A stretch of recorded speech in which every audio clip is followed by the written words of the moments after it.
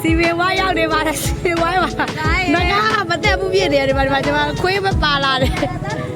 မဟုတ်ဘူးသူကအငယ်မနဲ့သွားကျင်တာ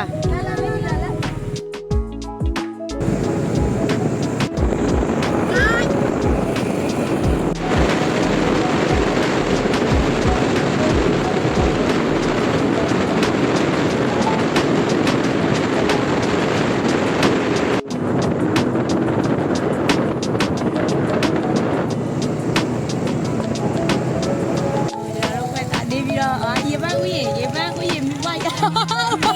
ရေပန်းဦးရင်မိဘရောက်နေပါလေရောက်ကတော့ကြော်သွားရင်